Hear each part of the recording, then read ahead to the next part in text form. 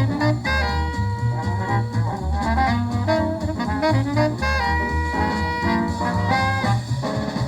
welcome to another edition of What's So Funny, the show that probes the brains, the minds, the psyches, and the brains of the people who make the funny. Tonight, we welcome back to the show multilingual stand-up Sugar Sammy. That's right, Sugar Sammy performs comedy in 4 languages: English, French, Punjabi, and Hindi. In order to fulfill our CRTC requirements, he will be speaking only French, Punjabi, and Hindi tonight. Interesting. And now, a man who will try not to refer to our guests simply as Sugar. Your host and MC, Mr. Guy McPherson.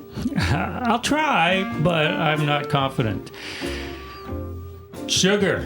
Oh, There we go. I did it right off the bat. Oh for 1. Yeah, I'm 0 for 1. But I see that you're transitioning into, now it's Sam Kular is Sugar Sammy. Right. Yeah. Yeah. You noticed. I did notice that. I can't see you. There we go. Yeah, it was. I mean, obviously, it's a conscious decision to start getting my name out there a little more. You know, getting older, growing up. Can't be Sugar Sammy when I'm 50. Trying to make this a long-term career. You know. So I think. I don't know. Why can't you? It was time to kind of bring it out. No, I'm also starting to Sugar Ray Leonard? to make yeah. Well, he was a boxer. Yeah, you're starting to what? Starting to make my way into acting and TV and stuff like that. So, Well, these days, in the hip-hop generation of which you are a part, you do see rappers using their rap names in movies. Yeah, you do see that. So, but rarely do they win awards. oh, that's what you want. No, I'm not. That's not what I want. But I'm saying, you don't see them being taken as seriously as the other actors. Whereas, guys like Fresh Prince who made the switch to Will Smith. There you go. Yeah, that was pretty, and it worked. It worked in terms of just showing his maturity. Him growing out of Fresh Prince. And so you see yourself on a Will Smith trajectory. See, not that either. It was just an example. I did. No, hey, why not? Putting me in a corner why here. Not? Well, what acting have you done? Sugar. Sugar. I've definitely done plays and a couple of TV spots here and there, but I really want to get good at it before I start making my way into it. Extremely seriously. So taking the classes and the. Are you doing all that? Do you hate it? I do. I would imagine that acting is a lot more fun than those pretentious classes that you have to do. Yeah. Just the classes are weird, but also I find the classes affect my comedy in a negative way. Because when you're up there on stage, you're always thinking and you're in control and you're thinking about your next move 5 steps away. No matter what you're doing, you're thinking about where your set's going. You're thinking about, the next improv thing you're going to come up with, what you're going to say to that guy in the second row 2 minutes from now. And you're going to tie it into this bit. You're thinking a million things. When you're acting and you're doing these classes, you're not supposed to think. You're just supposed to feel and go with the emotion and let it control you. And that, living like that sometimes is crazy, and it's tough to go back and transition back into comedy in that way and be in control again. Yeah. So you're not supposed to think in acting. That explains a lot. Well, I'm not sure if that says a lot about actors because there's some brilliant actors out there. There are some brilliant actors. You're just good at acting, though. Yeah. But, when you're on stage, you have to definitely be in control of your brain and your mind. And when you're up there, when you're acting, sometimes you just got to let the emotion drive the scenes. So we should say that you are in town. You just flew in town today from Calgary, was it? Yeah. You're on tour. And smack in the middle of the tour. I mean, we started the tour in Winnipeg on Thursday. My big theater tour, my first big theater tour in Canada. Started in Winnipeg on Thursday, Edmonton on Friday, and Calgary yesterday. And now we're here in Vancouver, setting up for the weekend. 2 shows, one in Surrey and one in Vancouver. Yeah, Vancouver's on the Friday at the Center. Yes. That's a big venue. I know, it's fun. I played that during the Ethnic Heroes. Oh, is that where that was? Yeah. Yeah. And that was a fun venue. I think that's where it was. Yes, it was there.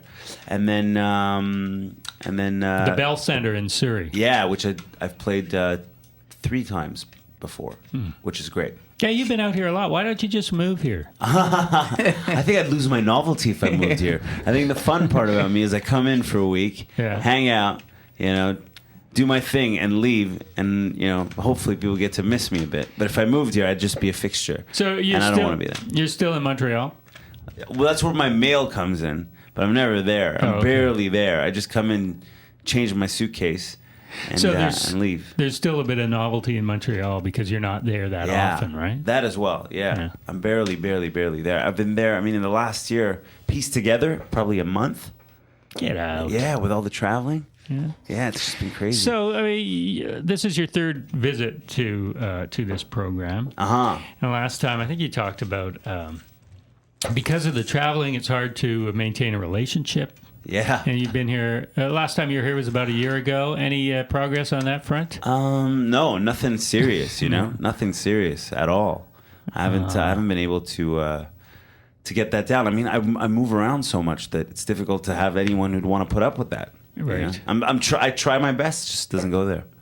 And you're not exaggerating either. I looked at your schedule. Let's see. So you're here. Going across country. After Vancouver and Surrey, you're going to, what is it, Ottawa, Toronto, and Montreal? Ottawa, Toronto. Yeah, Ottawa, Toronto, and Montreal, right. Where we're filming a special. Just got confirmed last week. Oh, really? Yeah. For? The Movie Network. The Movie Network? Yeah. So this will be a live showcase of your stand-up on the Movie Network. Yeah, it's sort of like an HBO special, which is good. Yeah, for the Movie Network. Except for no one's ever heard of the Movie Network. The Movie Network gets like the pay. You guys have the Movie Network, don't you? TMN. Oh, really? No? I'll look it up. All right, so there we go. It's a wasted special. No, because you know it'll be up on YouTube. Yeah, exactly. Exactly. There we go. You're gonna film it in Montreal. Film it at Place des Arts in Montreal. Yeah, the end of the tour. Oh wow. Yeah, that'll be good. I know. It'll be and fun. maybe to DVD. Yes, also confirmed DVD See? internationally. Yeah. Do you have a DVD? That's gonna be the first one. Excellent. I so know. that'll look good. Yeah, it'll be tougher. It's tougher to film a DVD on your own. I find. I mean. You could do it, but I really wanted it to be done properly, and I wanted it to be a product that people would be proud to own, you know? Mm-hmm. So I wanted to make sure it was well done. So when this offer came through, it was a no-brainer to do it, because people were asking for a DVD. People like CDs, but they want the DVD as well, you know? Yeah, it's interesting, though. I think, personally, I like having both. So can you have it a CD and DVD? I'd love to do that. So you can have it in the car? Yeah. Well, I guess now people have DVDs in their car. I don't. Yeah, because you should focus on the road, because that should be the main priority. It should be. But it's no longer. Did they ban cell phone usage here? No. Oh, okay. They encourage it. Oh, did they? Yeah. They've banned it in Quebec. You cannot be on your phone. And do you still see people driving on the cell phone? Oh yeah, I did it, and I saw a cop coming. Where I was at a red light, and the cop opposite me, the other side, and I think he could see that I was on my phone. And I just told my friend, I said, I see a cop, and I just let go of the phone, let it drop to my foot. And when the cop pulled next to me, I was just scratching my ear. Just kind of scratching my ear, pretending that that's what I was doing the whole time, was scratching my ear. Jeez. So, yeah, they're scaring you. You should not be on the cell phone, but open up your cell phone and hold it to your ear. And how... I guess they could check your cell phone records, and you'd say, no, I just like holding a cell phone to my ear. Yeah, you could just do that. Yeah. Just go, hey, man, it's go, aesthetic. This is harassment. Yeah. Just because I hold a cell phone to my ear doesn't mean I'm talking Exactly. Then pull out the race card. Yeah. Because that's the card we should all be able to pull out when we can. Well, some of you get to. Yes. I could pull What do you mean, some of you? The bald card. Well, hey, this is interesting. A few weeks ago, when was it? Last week? We had Maz Jobrani on the show. Yep. Oh, that's great. I love Monster. He was here at the Commodore, and he has the Middle Eastern fans. They all come out en masse for that. Russell Peter gets the Indo-Canadians. You also the Indo-Canadians or wherever Indo. It's okay. That's fine. It's fine. And I was on vacation this weekend at Mount Washington, and you on a junket? and there were a couple lesbians there, and they asked me. Awesome. Full-time lesbians or part-time? Full-time. Because the full-time ones are scary. The part-time ones I could deal with. Yeah. These were full-time, and they asked me what lesbian comics I know.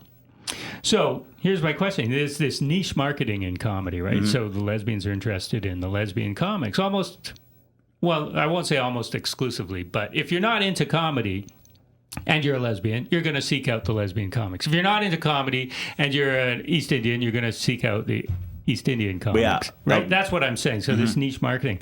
And not being part of an identifiable group, I can't quite relate.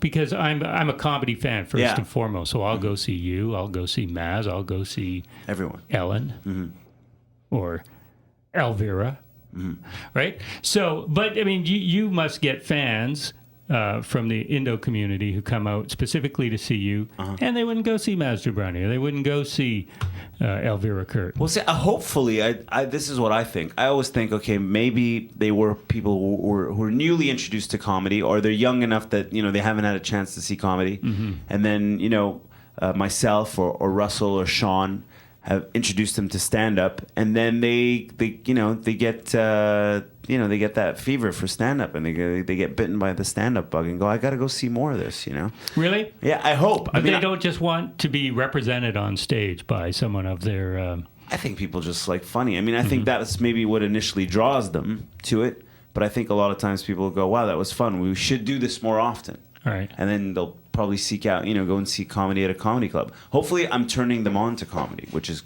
cool. I think would be a fun thing. I mean, for me, I always hope that someone would go see a black comic because they're black, and they say, hey, I could relate to it, and say, hey, maybe let's go see Sugar Sammy next week. I loved seeing, Chris Rock last week, and Sugar Sammy's coming in next month.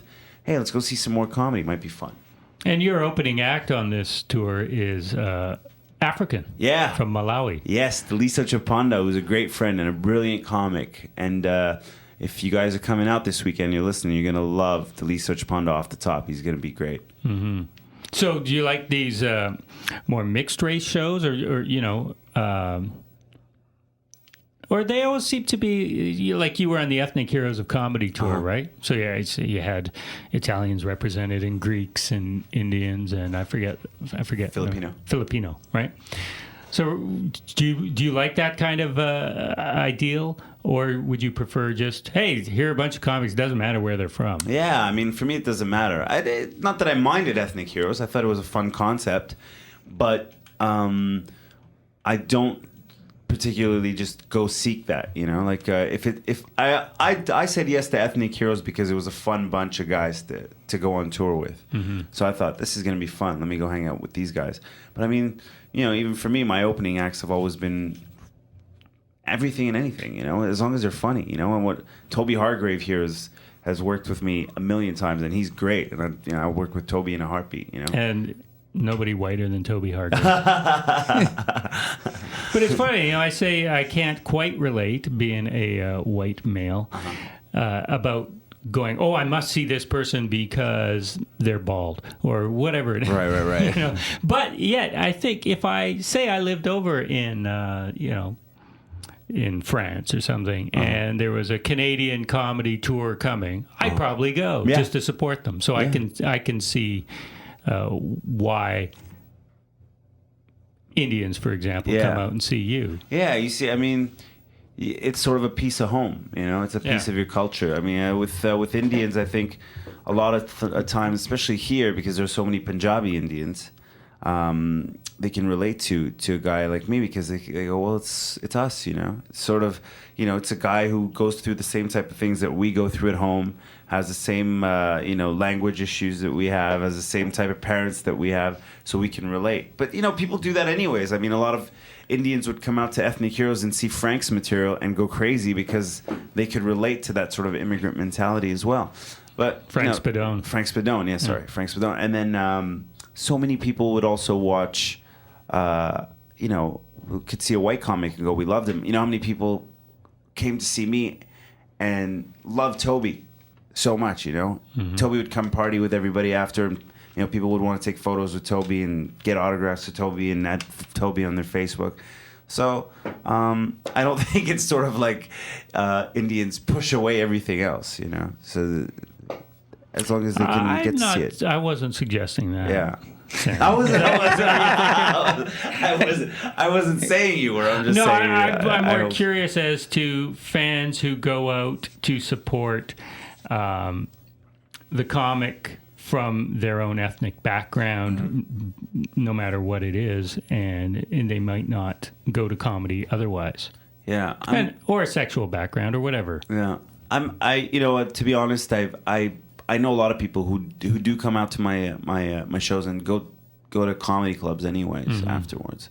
So, I think it's a personal choice for everybody in terms of what they like. I know for me, growing up, I was always a fan of African American comedy. That was my thing, Anytime there was a black comic or a black comedy show, I'd go. That was, for me, there was something culturally fun about people coming together, and there was a buzz in the room, and it was sort of like those underground jams that they used to have in the 40s and 50s, like where it was just black music with black people, and to be part of that, I don't know, it's just there's more of a community feel when those kind of shows happen. So maybe that's why there's such an appeal to it. And to this day, you wear a hoodie. Yes, sometimes when it's cold. It's not right now. It's not a statement. It's not a. It's more of a survival issue. Hey, Sugar Sammy is our guest. Sam Kular. The show's What's So Funny. I'm Guy McPherson, and you're listening to CFRO 102.7 FM. If you want to give us a call, talk to Sam. The phone number is 684-7561 here in Vancouver. That's area code 604-7561. We're going to listen to some of your comedy. Should we do it right now? Awesome. This is from Comedy Now. It says Comedy Now number 3. How many have you done? No, it's just on YouTube they can't put the full thing on, so somebody put it up and had to fragment it into three. Now, how come parts. you get this with any American network show gets up there and it gets taken down, yanked down within a couple of days? CTV is okay with you guys putting it up? I don't know. I think there's probably just a bunch of lazy bastards working there who just never got around to emailing YouTube and say, get it off. No, I never put it up. I mean, somebody else put it up there, and it's been there forever. And I don't mind it. I actually like my stuff being out there so people can enjoy. Yeah, that's what it's there for. Yeah, right? you got to free up your material. And that will get people coming out to see you. Exactly. Force you to write something else, It frees up your material. They can come and see you on Friday at the Center in Vancouver and Saturday at the Bell Center, I think, in Surrey. Yeah. Here is Sugar Sammy in performance. That's not what you want to settle down with, right? You know what I want? I want a strong, independent, intelligent, career-oriented woman. That's what I'm looking for. That's right. That's right, ladies. And I already have my little nickname planned out for her. I'm going to call her Financial Security.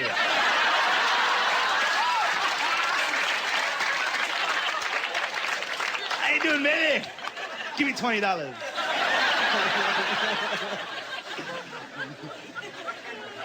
You know what, though? You can't be too much of a jerk to the ladies. You can't. It's just jokes. You can't be a jerk to the ladies, but you can't be too nice either. Right? Because what do you do to the nice guy, ladies? Right? You step all over him. Exactly. Right? It's got to be a mix. You got to be a little bit nice, a little bit of a jerk. Right? It's got to be like, you're cute, you're sweet, do my dishes. Right? It's got to be like that kind of See, you guys are laughing? I did that joke at an Indian show. All the women were like, "Where's the joke?"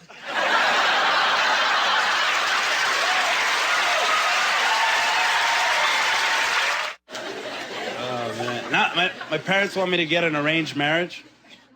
You guys know what that is? Right? Where you trade a woman for a cow. And I'm like, I'm thinking about it. It's a good deal. It's like a whole cow.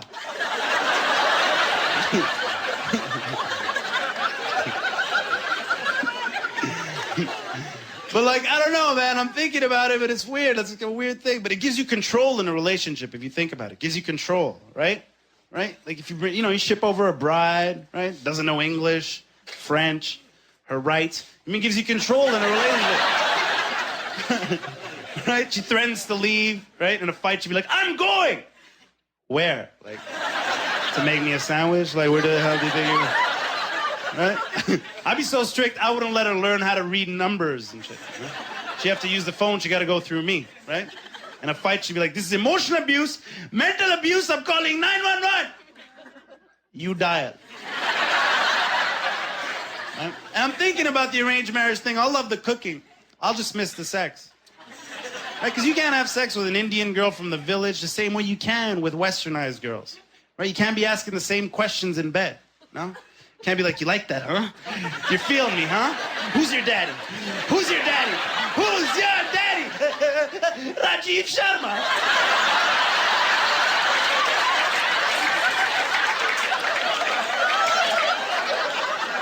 Why are you asking this?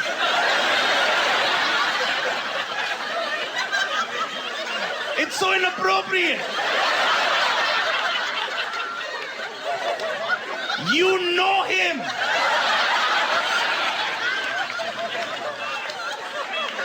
He gave you cows. Who is your father? Toronto, thank you so much for having me here tonight.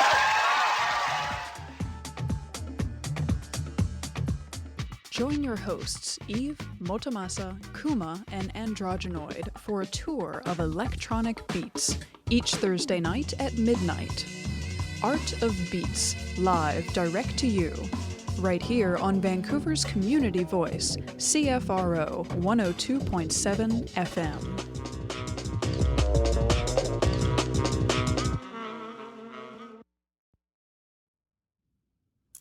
This is Kenny Robinson. You're listening to What's So Funny on CFRO 102.7 FM on your dial, in your radio, while you're smoking a joint, going to the club. And we are here with friend of Kenny Robinson. Yeah. Sugar Sammy. Definitely. Love Kenny. He has a great gig out there in Toronto called the Nubian Disciples of Prayer. That Yeah, he have does you done once a that? month. Oh yeah, I've headlined it twice. Mm-hmm. Great, fun gig. What a great gig. See, I love the buzz in that room when he does that gig once a month. Yeah. That's a great room to play, man. That's a great gig. And mostly black audience? Yeah, mostly black audience. It's actually changed now. It used to be mostly black audience, but now it's I'd say about 60% black and then 40% everything else, you know, which still makes for a great room and fun. And they're very savvy, very savvy audience. You know, they don't just want the raw black, you know, edgy humor. They like everything. They're very intelligent as well. So, good. Excellent. Sugar Sammy, tonight was the Grammys. You're the guy who turned me on to Feist. Oh, did she win? I have no idea. Oh. Was she nominated? I don't know. watch the Grammys. I was napping, and you know that. Did you watch? No, you I didn't get a watch. chance. But you're a music guy, right? Yes, I love music. So tell me, you told me about Feist before I ever heard of her anywhere else. Now she's everywhere. All right. Who should I listen to now? Who's on your iPod? There's a group from there's a group that I like. They're actually coming here called Thievery Corporation, but they've been here for a while. They've been around for a while. I like them. I've been listening to another group called Justice, which is electronic, and they're really cool. Let's see what else I've been listening to. I've been actually going back listening to some 80s stuff. Going back and listening to some old school as well. So I'm all over the map when it comes to my iPod. What 80s stuff? I was just listening to. There's a great song from Wham called "Everything She Wants." None of the not "Wake Me Up Before You Go." None of the crazy, none of that stuff. None of the cheesy stuff. But there's "Everything She Wants," which is actually known in the music circles as one of the best written songs. And I've been just playing it over and over and over. Yeah? For the last few days, and it's in my head, and I just can't get it. Does music inspire you comedically? I know you have a chunk on some music. Yeah, so it does. I do write a lot about music because I'm a big fan of it. It does inspire me in different ways. I mean, I can't really identify it because it's not conscious, I think. But in terms of the way I sort of map out my career, you know, or the way I, you know, get my websites designed and my advertising designed and branding and imaging. I mean, I think that's very inspired from, you know, the pop music world. Definitely. We are taking calls. The phone number here at CFRO is 684-7561, area code 604. We have a friend of yours on the line, Jay Devine. Jay Devine. Is he in Vancouver? What's going on, Sugar Sammy, What's man? up, bud? Remember me from Montreal? Of course. How you doing? I'm just kidding. Are you in Vancouver? No, man. I just listened online. I got a message you were on, so I said I'm going to check it out. Get out of here. I busted out my poker game really early, so I was like, well, you know, I'm looking for something to do. So you're in Montreal? Yeah, man. Excellent. We got long distance, baby. Long distance. I can tell you a funny story about Sugar Sammy, Yeah, man. please. Uh-oh. Yeah, we were in an all-boys school. No, I'm kidding. I'm like, what? Who's this guy? I don't know this guy. I don't know. I know Jay from I was at a Marinopolis. TJ at Montreal. That's like our college here. Yeah. With Sugar Sammy, when you were about 19 or 18, Yeah. you, Vince, and someone else, and myself, I think there was a party that went down or some kind of lunch affair, and you guys said, you know what, we're going to start telling jokes.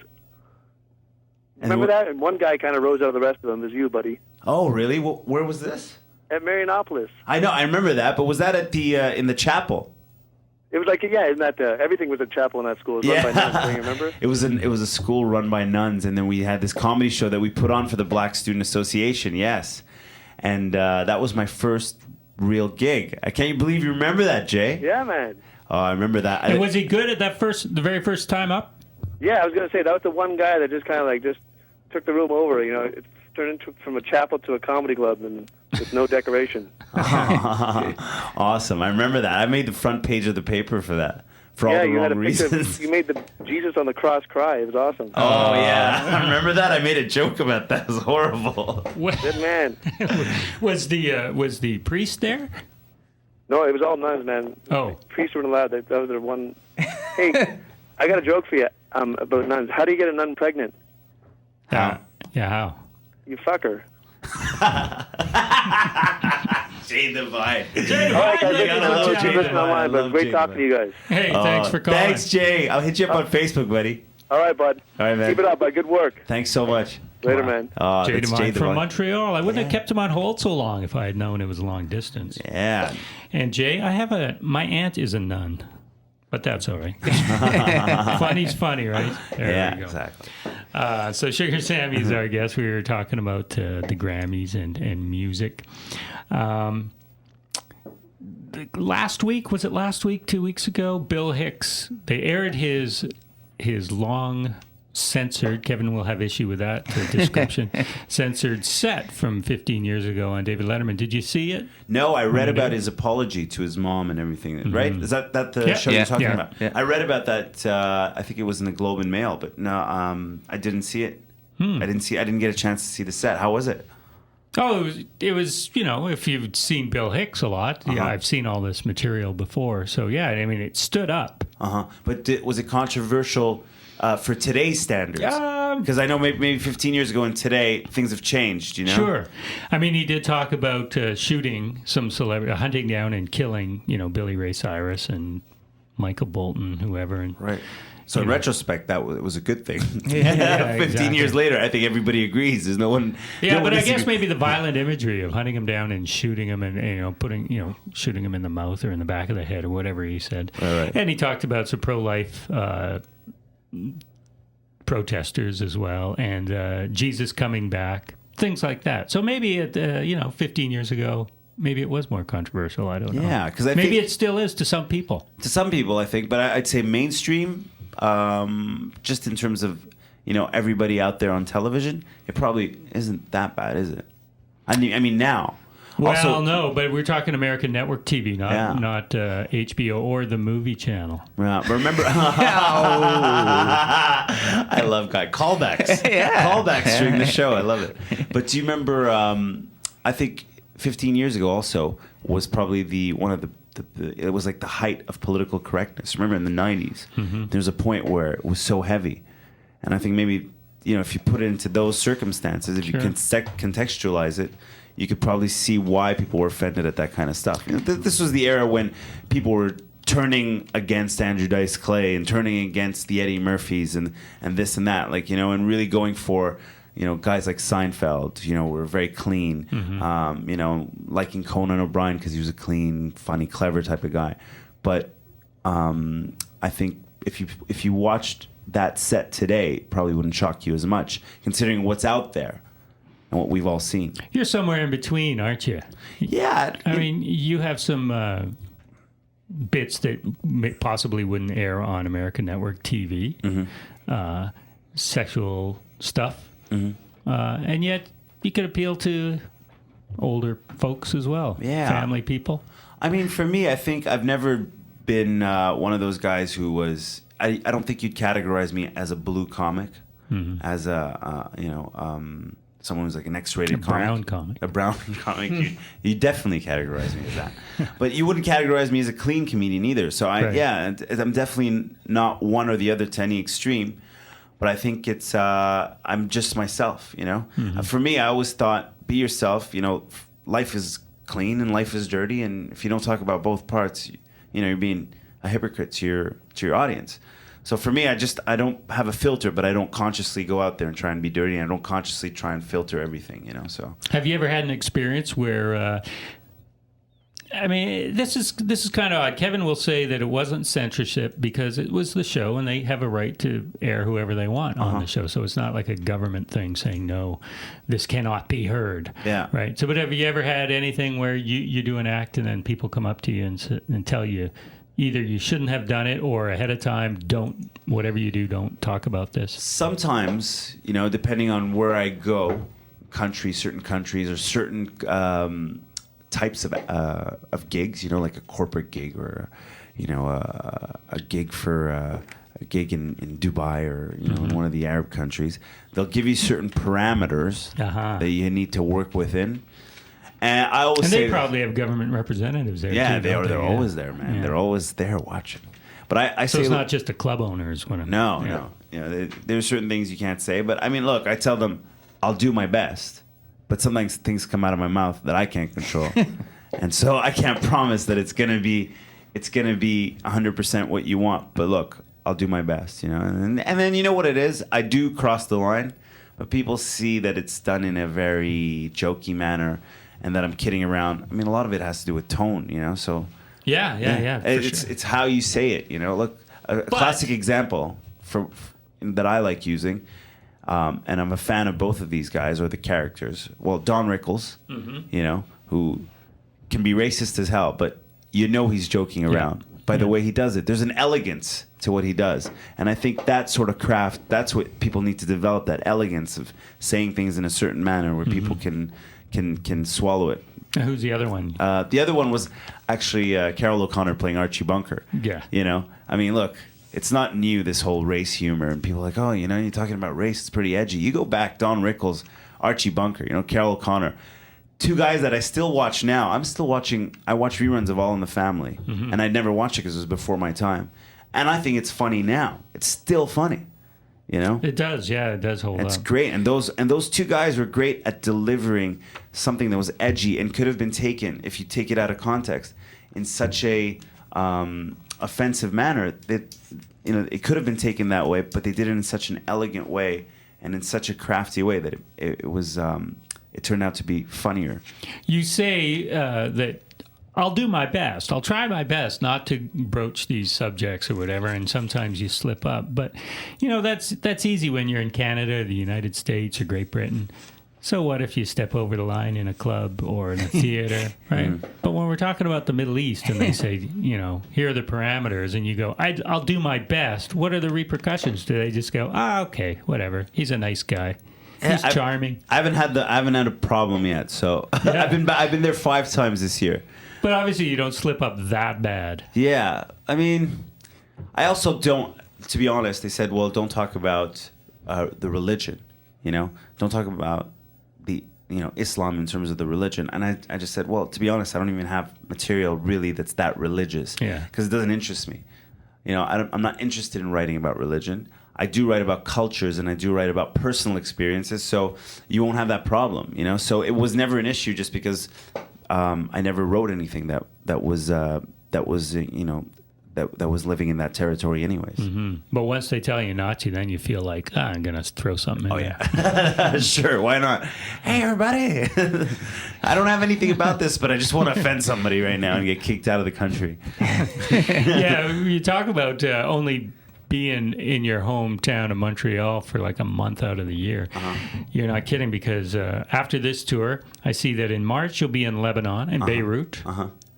Yes. You just say yeah. Yes. Yeah. You'll be in Beirut. Yes. In April you'll be in Australia. Yeah. In May you'll be in New Zealand, and in June you'll be in Jordan. Yes, and Abu Dhabi we just confirmed, and Dubai and Abu Dhabi as well. Wow. Yeah. So I mean, you know what? To me, it was always a goal. It was always a goal to not just be a Canadian comic, to be actually a world citizen. Yeah, or yeah, if you want. But I wanted to make sure my career was more of an international one, but still be proud of being Canadian. And I know my roots are here, and I'm big. I feel like I'm one of the biggest ambassadors for the country when I'm out there, and tell people they've got to come visit. In summer. In our summer, come and visit us. I'm always one of those guys who promotes Canada like crazy, and I'm proud to be from here. But I always wanted to make sure that my career was international, that I wasn't going to just be a guy who was going to play, was going to play the clubs here. I was very driven to do that. And I know we've talked about this before, but Russell Peters got to have his successes done anything for you? Has it done something or is it just completely not a coincidence, but you're both Indo-Canadians, and so there's that obvious comparison right there, and I'm sure idiot reporters like myself ask you about him all the time. Well, I mean, it's a fair question, just because with Russell, he's the first Indian to break out, and to be that massively popular. So it was going to be normal for the second guy, I mean, without discounting Sean, who I think Sean and Russell, I think were both instrumental. But he's half. He's half Indian. Yeah, but he's still Indian. Indians still love him. Okay. Sean Majumdar. Sean Majumdar, yeah. Poofy.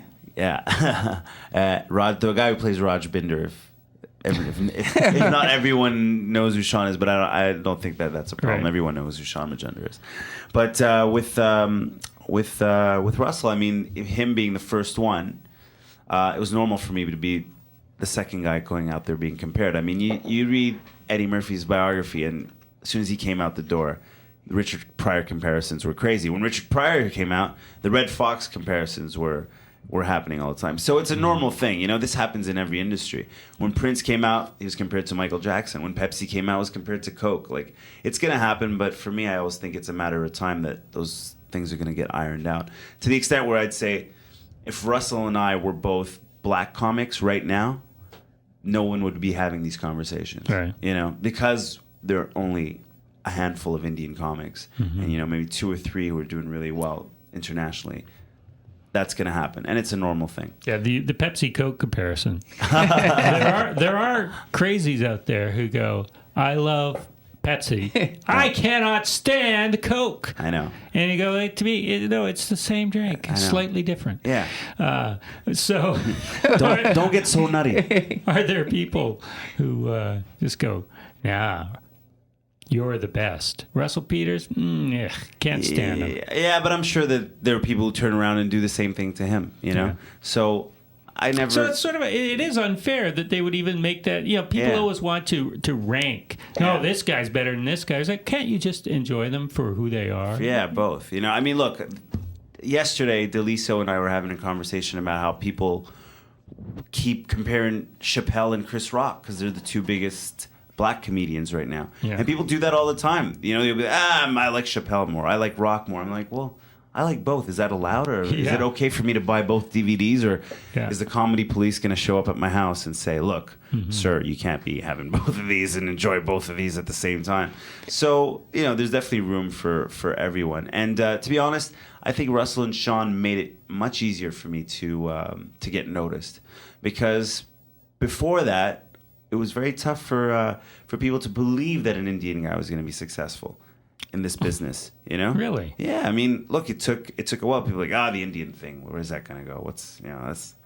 You should just stop talking about it. Like, come on, it's not going anywhere. You'd get that. But Peters didn't start out doing the Indian thing. He was just a club comic who talked about whatever. Yeah. And he happened to be Indian. And I think a lot of your material is like that too. I mean, you do touch on the Indian material, but you've got so much other stuff that isn't even that, right? Yeah. So Peters sort of eventually moved into the racial comedy. So why would people didn't care? Yeah, but industry wise, I mean, there was a point where people would go, the Indian thing. Yeah. Where's that going? And then all of a sudden, Russell blows up, and then industry starts noticing, going, hey, actually, it could work. Well, let's see who the second guy is or the third guy is. See, here's the comparison: is the two of you, no matter what race you are, you're both sort of these international comics from Canada, proudly Canadian. Working, Abu Dhabi and Beirut and all these international cities around the world. Who else is doing that from Canada? I'm not sure. There's the comparison. Yeah, I guess. Well, I mean, I'm not going to. Only Indian comics can be successful. There you go. So, white comics, if you're listening, go home, paint your faces brown. What you doing with this? What are you doing with this another white act. thing? Where's that going? Yeah, where's that going? Maybe I should start turning around. Hey, so where's this white comedy thing going? Where's this white comedy? You've had thing? enough. Yeah, enough with that already. Come on, guys. Enough about jokes about ham and cheese sandwiches. We're done with that. And Tim Hortons, stop it. Oh, yeah. Well, that's an idea. overdone. Yeah. Okay. But no, I think I think for us to be out there, I think the pocket of Indians also helps that come out and see us in different countries. You know, you go to Dubai and it's like they're everywhere. You go to England, they're everywhere. You go to South Africa, they're everywhere. So we know that the niche is going to come out and see us, which is fun. I mean, it's so great to have the support. So great to have that support. But then it just transfers onto everybody else. And then the word of mouth starts getting around, and you have a full audience of just about everyone who come and see it. And the language is not an issue anywhere. Everyone speaks faultless English. Yeah, pretty much. Look, I'll tell you, it's weird to me. Everywhere I go, they've got CNN in your hotel room. They've got NBC. People watch everything that Americans are watching. So, American culture is just almost everywhere. So people can pretty much relate and meet you halfway on everything. Yeah. The Americans got to remember that they are seen all over the world. Yeah. They sometimes forget. Sometimes they forget. I know. And now that with YouTube, it's just atrocious. Have you heard the Christian Bale thing? Yeah. Did you hear that? That was crazy. He apologized today for that one-time crazy outburst. Yeah. Because he's never done that before. No, totally unexpected. That was nuts, man. And I saw that. I was in Winnipeg, and someone played that for me. And it had 6 million hits within a day. So, you have to be careful about what you say. No, you got to do that. I know. 6 million hits? Are you kidding? Yeah. He's going to be huge. Manufacture something like that. Yeah, right. Start Just go out screaming there. backstage at the center. We'll do it right now. Night. Guy, what the hell is this? What kind of questions are these? I can't work like this. But there was, who was the other one that I saw? Toby Hargrave? No, Toby Hargrave, sorry. Did you see him explode at that guy? Walking Phoenix. Oh, yeah. Rapping. That was a big one, too. Yeah, he's not going to act anymore. He's just... Did you hear that? No. Seriously, he's not going to act anymore. He's just going to be a musician No, or I think that's a rapper. a prank. That's a prank. I thought it was a You think prank. so? I Yeah. think it's a prank. It's supposed to be a prank. It's yeah. definitely a prank because he's not. He's awful. It's Oh, is he? revolting. He's so bad as a rapper. How was he as Johnny Cash? Did you see that? I saw the movie. That he was good. Yes, he should go into country music then. Yeah, that's what I'm saying. No, but I thought he was good. I actually like his movies. I saw a movie on the plane with him and Mark Ruffalo. I forgot what it was. Jennifer Connelly. Serious movie where his son dies in a car accident, and then he's trying to go and find the guy who did it. And it was just a guy who was distracted and hit somebody and hit a kid on purpose, but played a great role as the grieving father. It was great. So he should continue acting. Continue acting. If he's listening. He might Walk in be. if you're listening. Call us right now. Do you read? I know Daliso, how do you pronounce his name? Chaponda. Chaponda, your opening act. He's a writer as well. Yes, he's an award-winning writer. Is he? Yeah. Yeah, and he's got a great blog and tell you how to be a good MC, for example. I was reading that. Yeah. Have you seen that? Yes, Really? he actually talks to me about his blog too. He has Yeah. 2 blogs. Yeah, he's got a couple. Yeah. Anyway, really good writer and reader, I'm assuming. Yes. Are you a reader? He reads everything. Yeah. I read, but not like him. Like I read on the plane a lot. Like I'll pick up But not books at the People airport. magazine. We're not talking. No.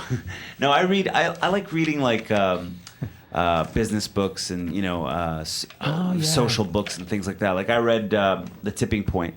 I just read that. Malcolm Gladwell? Yeah, that was all right. And I just picked up Outliers. I haven't opened it yet. Also Malcolm Gladwell? Yes, because I like Tipping Point so much. I wanted to read that one. And he's Canadian. Is he Canadian? Yeah. Oh, I he's didn't from know that. Ontario. I didn't know that. There you go. I didn't know that, but Tipping Point was good. I like those kind of books. Those are my favorite. Yeah, you're a types. business kind of guy, aren't you? Marketing? Yeah, I just like reading them. I'm just very curious about how things work. Yeah, but you also apply that to your comedy career. Yeah, I guess right? so. I guess so. And I like. that's important. Yeah, I think so. I mean, Well, look at you. You're touring the world. Yeah. Obviously, it works. yeah, I mean, you have to be good, too. yeah. You got to deliver. You got to have a it's- product. Yeah. It's a fine line. I mean, if you devote too much attention to the marketing end of it, your comedy suffers. Exactly. Right. So I try and try and be try and know or find out or be informed about every single aspect of the business. I think the more you know, the more you'll know what to push for and how to market yourself and how to get yourself out there. But like you said, I sort of compartmentalize these things.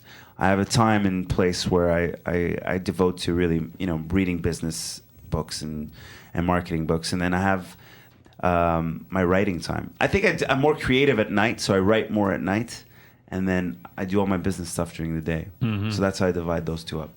We are talking with Sugar Sammy, Sugar Sammy, Sam Kular. He will be at the Center in Vancouver for Performing Arts on Friday, February 13th, the day before Valentine's Day. It's Friday the 13th, actually. Yes. And on Valentine's Day night, he will be in Surrey at the Bell Center. Looking for my wife. That's right. That's why we scheduled it, Surrey. I was like, where else am I going to find my wife but Surrey, BC? That's the perfect place right there. And the show is What's So Funny? I'm Guy McPherson, station CFRO 102.7 FM. And you can hear us on podcast on your computer. Or streaming online, as Jay did earlier. Yeah. Yeah, that was such a good surprise. Jay Devine, That was a great surprise. Called us from Montreal. If you want to give us a call here from wherever you are listening, the phone number is 604-684-7561. Say hello to Sugar Sammy. Your opening act, Aliso, I was reading on his blog, and he said he learned to be funny as an inadequate form of self-defense. I imagine, though, that you were always a well-liked guy growing up, right? You were the life of the party. You were the buddies. Yeah, I'm not sure about that. I think there's a part of me that's really shy as well. There are times where I think I'm very lively and I'm the guy who's the leader of the group. But there are times where I think I just like to be that fly on the wall and just sit back and. But you weren't picked on or anything, were you? I was picked on when I was like, everyone was picked on a bit, but I wasn't really like the guy that everybody'd go to like, all right, it's time to pick on Sammy, everybody. It wasn't that. It wasn't like everybody's looking forward to recess so they can beat me up. Mm-hmm. But I think I always became the guy that no one picked on because of my sense of humor as well. Yeah, I think he's totally right, because no one wants to beat up the funny guy. Sure. Right? Because you get no sympathy for that. Yeah. You get no sympathy for beating up the guy who's been entertaining everyone for the last year. And if you can make fun of yourself before they do, then that leaves them no target. Exactly. Yeah, that's true. I mean, I think I was one of those guys. Yeah, looking back, you're right. Okay. But, as Jay was saying, that there was a group of you and you wanted to put on a comedy show. You're about 18 or 19 years old. Yeah. And so you guys were all just sort of making each other laugh all the time. What made you decide to want to do this? Well, we were as a group. I mean, not you individually. We were all part of the Black Student Association. They needed to raise funds for their group at this college, Marianopolis College, and they wanted to put on a comedy show. They couldn't afford comedians, right? So just do it yourself. They said, "Hey, let's just do it ourselves." Sam, we know you. You're the guy. Like I used to clown around, during recess and kind of write material and entertain everybody and bring out these imitations and things like that, and other kids were interested in it as well. So they found the funniest guys in college and put it together and said, "Hey guys, you want to do it? There's no money. We're raising funds for this student association. We might get 50, 100 people. We're not sure." 400 people showed up, paid a ticket, $3. Were you nervous? I was really nervous. I was practicing for a week nonstop. I did do no homework, wasn't paying attention in class. I was just going over my script. I had a script, and I was ready. I was going over it over and over and over in the shower, just timing it, Is there film of this anywhere? Yes. You're not getting your hands on that, buddy. So when was the last time you saw it? Oh, I haven't seen it in probably 10 years. Mm-hmm. Easy. Would it make you cringe if you saw it today? Yeah, it made me cringe 10 years ago. But could you distance yourself enough to say, that's not me, that's a guy on stage for the first time, let's see if he has any, if there's any hint of talent there. Could you sit there and look at it and go, yeah, that guy's got potential? I couldn't objectively do it. No, because I know it's me. I'm not. Like, you can't just remember- not go. That's that guy looks like me. That's my face. Yeah, but when you go, it wasn't very good, but I could see, Yeah. I wasn't that bad. I don't know, man. How did the crowd like you? Oh, they went crazy. They went crazy. It was amazing. It's what made me go, okay, I have to look at this and I can't ignore this anymore. I can't ignore this part of me. I have to follow this. That's what made me go, I can't ignore it. Usually I hear from comics that their first time on stage they kill and then they go back the second time and die a miserable death.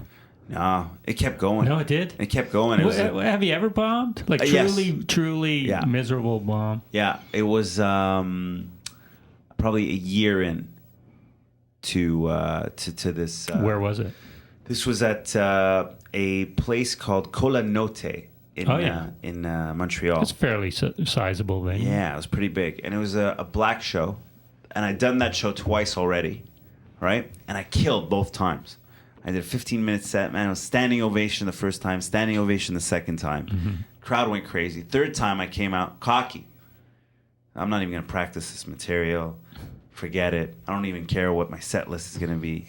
Came out cocky. Just said, okay, I'm just going to do this. I'll wing it. I'm that good. Came out, died on my ass. Died. I remember for like 2 weeks I couldn't get out of bed. So wait, take me back there. You step off stage. Yeah. You just want to avoid eye contact with everyone. Did you just sulk home, or did you stick around? No, I didn't stick around. You don't want to stick around because people give you that look like. Okay, now was the crowd just sort of staring at you? Were they like abusive to you? No, not abusive. They were nice because they remembered the last 2 times. So they gave me a break, but I bailed early too. I just, okay, guys, I got to go. Thanks.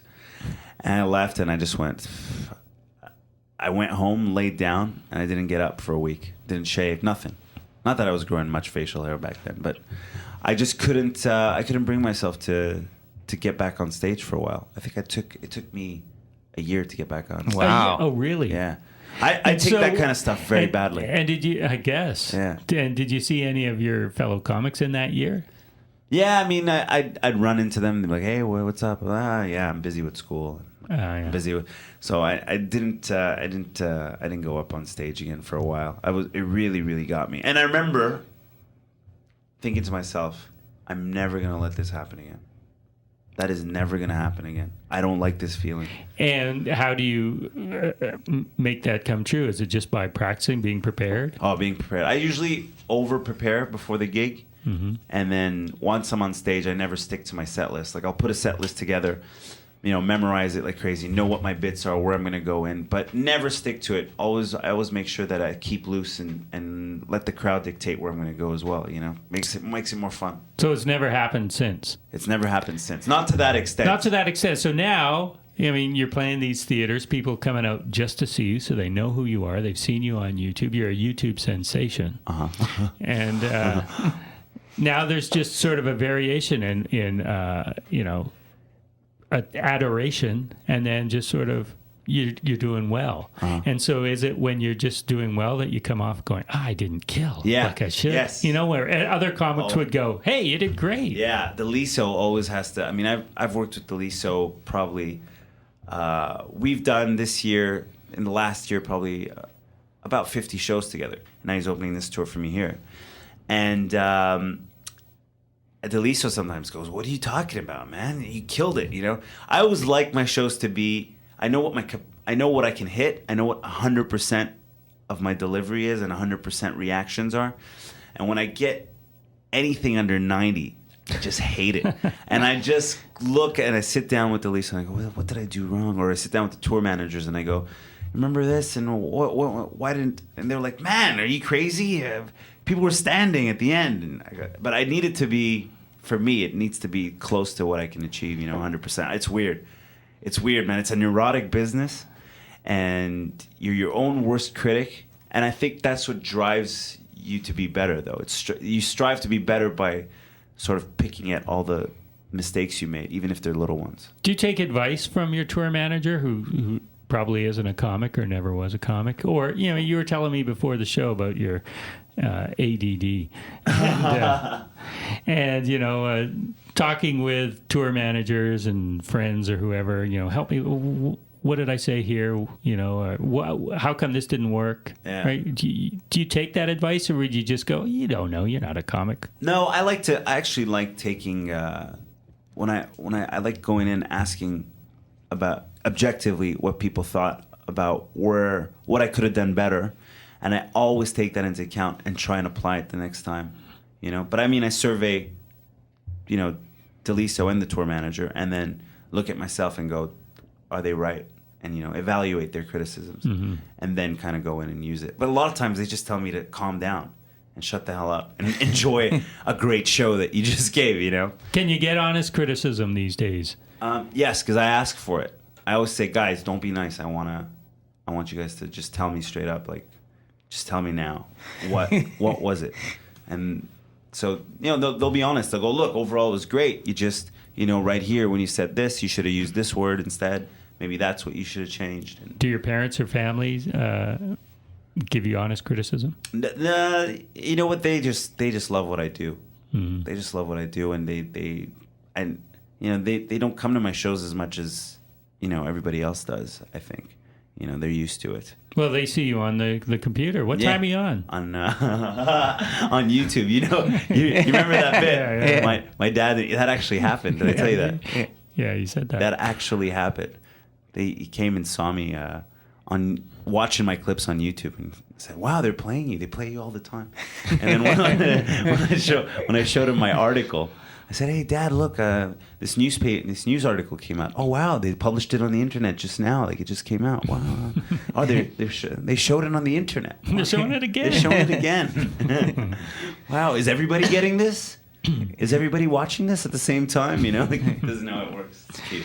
If you look up Sugar Sammy on Wikipedia, there's a sentence that I didn't quite understand. He is known as the youngest comedian from Canada. I didn't write that, man. Like, Well, I don't even know. not. Because the thing is, with Wikipedia, anyone can go up there and write what they want. So maybe it's even gone now, but when I checked earlier today, He's the youngest. he is known as the youngest comedian from Canada. Sorry, but that's not me, guys. I don't know. No, you got to put that on your press.